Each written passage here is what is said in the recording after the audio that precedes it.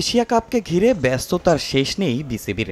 লিটন শান্ত মিরাজদের নিয়ে চলছে সর্বোচ্চ প্রস্তুতি, মিটিং, পরিকল্পনা আর আলোচনায় ভরা তাদের প্রতিদিন। কিন্তু সেই আলোচনার আড়ালে পড়ে গেছে নারী ক্রিকেটাররা, যারা কিনা যাবেন বিশ্বকাপের মঞ্চে দেশের হয়ে লড়াই করতে। অন্য দেশগুলো যেখানে আন্তর্জাতিক সিরিজ খেলে নিজেদের ঝালিয়ে নিচ্ছেন, বাংলাদেশের নারী দলকে বিশ্বকাপের প্রস্তুতি সারতে হচ্ছে নিজেদের মধ্যে ম্যাচ খেলে। কখনো আবার খেলতে হচ্ছে ছেলেদের অনূর্ধ্ব-15 দলের বিপক্ষে ম্যাচ। বড় লড়াইয়ের আগে নারীদের ভরসা এসবের উপরই।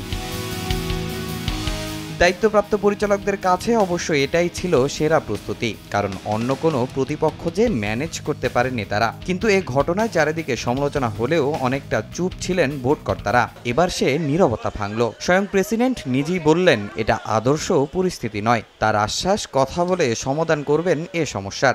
এই মুহূর্তে সেটা না।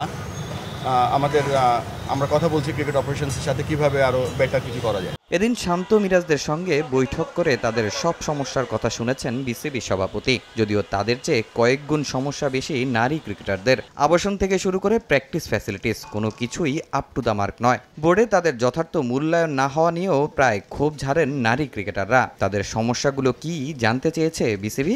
আমাদের নারী ক্রিকেটাররা বিশ্বকাপ খেলতে যাবে ইন্ডিয়াতে, এবং তারা এখন এই মুহূর্তে প্রশিক্ষণ করছে বিকেএসপিতে, এবং তাদের সাথে আমরা অলরেডি যোগাযোগ শুরু করেছি এবং খুব তাড়াতাড়ি।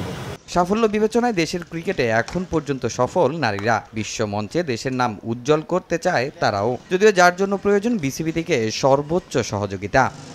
তামিম হোসেন, সময় সংবাদ, ঢাকা।